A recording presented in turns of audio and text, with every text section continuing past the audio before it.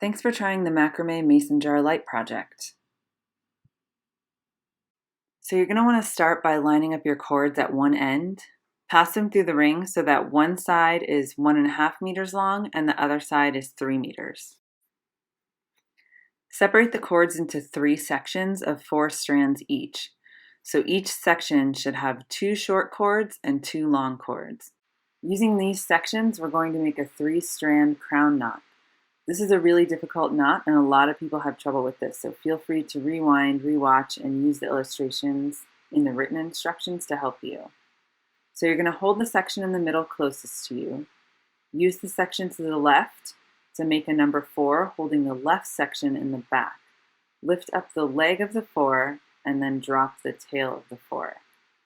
Hold the section to the right in your right hand, pass it under the leg of the 4, and through the loop.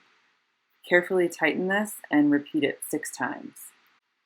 It doesn't matter which cord you start with, as the knots are naturally going to rotate around each other. I'm going to do a few more slowly and then speed up to the next part. So feel free to watch this again as many times as you need to in order to make this make sense. So if you turn your project upside down, you'll see that you'll have like sort of a triangle shape out of the 3 cords or 3 sections that you just made your crown knot with. So let's start the second crown knot after we tighten this up.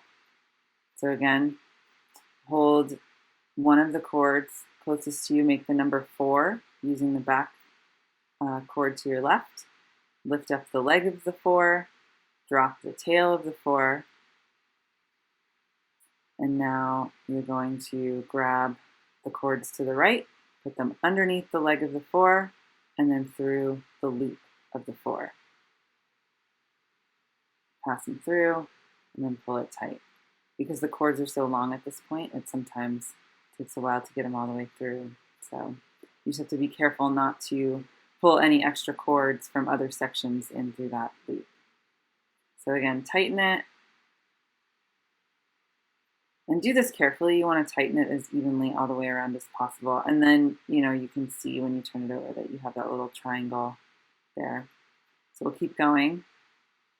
And again, we're going to repeat this for a total of 6 times. If you watch this over and over and it still doesn't make sense to you, please feel free to reach out and we can schedule a time to video chat. And I can go over it with you and maybe walk you through how to do it on your own project.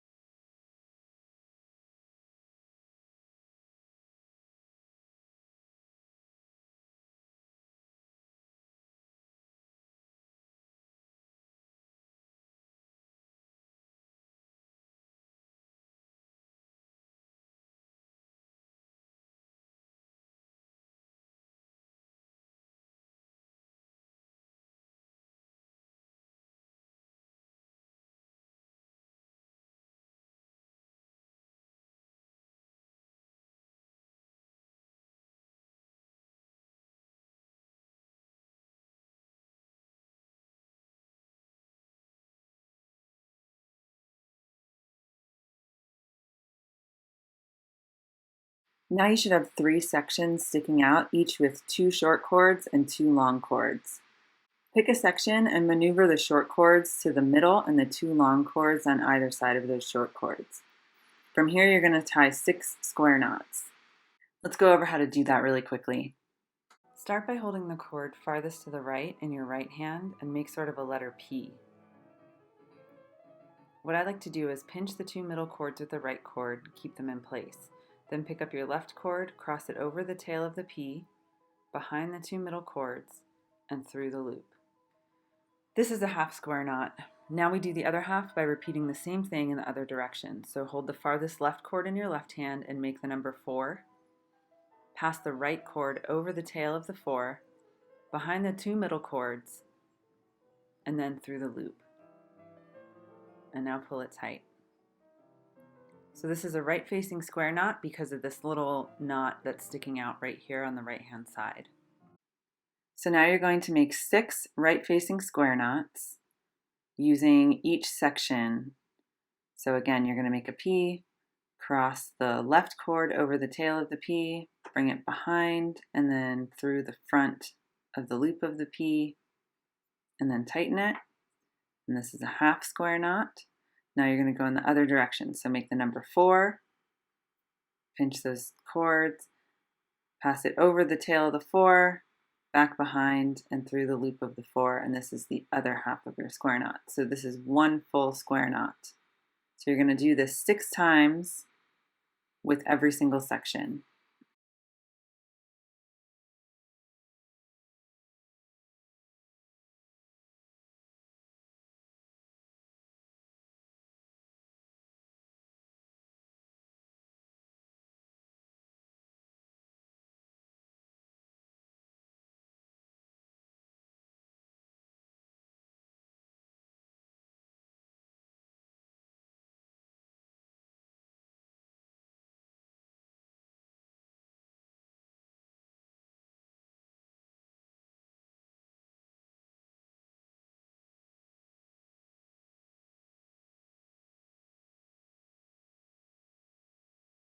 Now we're going to add a bead to the filler cords on each section.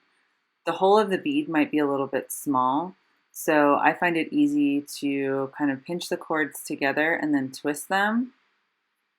And then you want to sort of shove them through that hole the best that you can. And usually you can get a few loose strings out the end and just pull those through. So you kind of have to shove them and twist it really hard.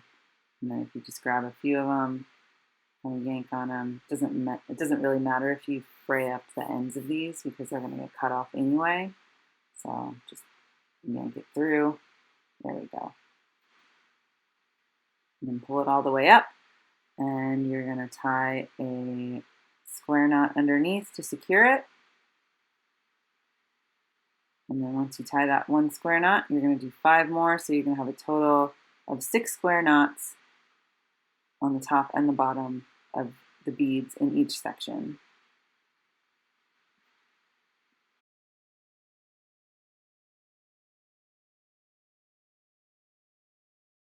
So now you're going to measure a space that's about 2 to 3 inches from where you left off.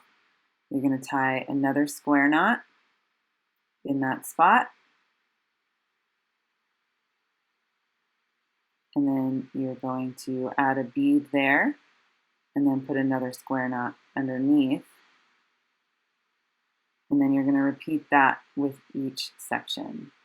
So just a square knot, a bead, and then a square knot for each of the 3 sections.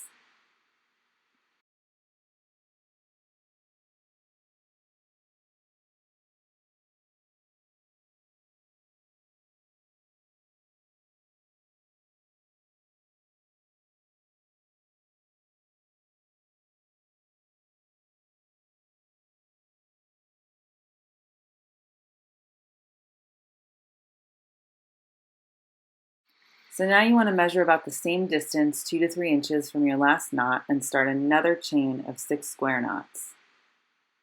So you're basically repeating what we did in the beginning. You're going to do 6 square knots, a bead, and then 6 more square knots with each of those sections.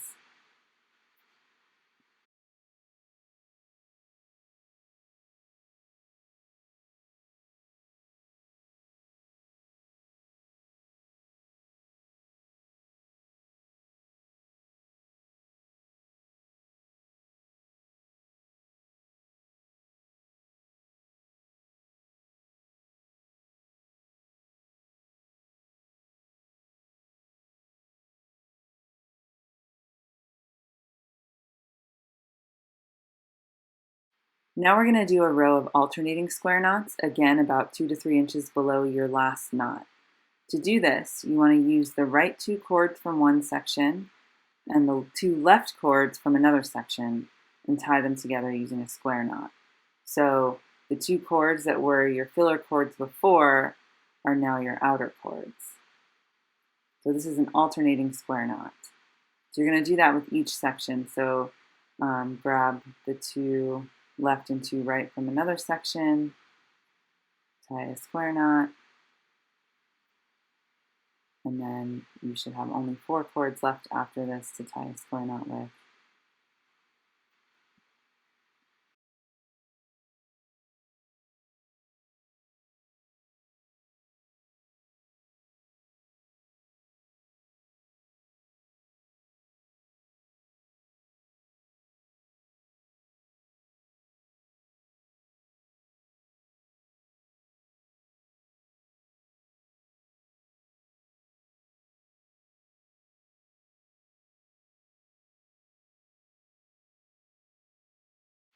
So now we're going to do one more row of alternating square knots.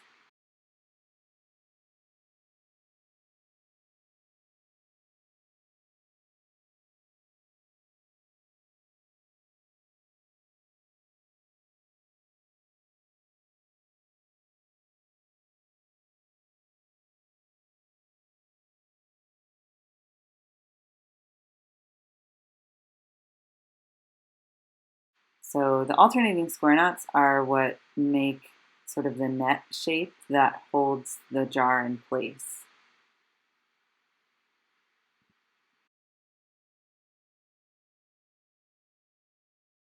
So now we're going to do one more section of crown knots about 2 inches below your last row of square knots. What I'm doing here is I'm kind of treating it as like an alternating square knot thing where I'm like taking 2 cords from each section and using that to make my crown knot. You could probably get away with not doing that, not doing it that way, just taking the chunks of each section and doing it. So you want to make sure that you're not tightening it all the way up to your last row of square knots. Just do it just underneath, maybe 2 inches, maybe 1.5 inches. And if you need a refresher on how to do the crown knots, feel free to jump back to the beginning of this video to go over how that works.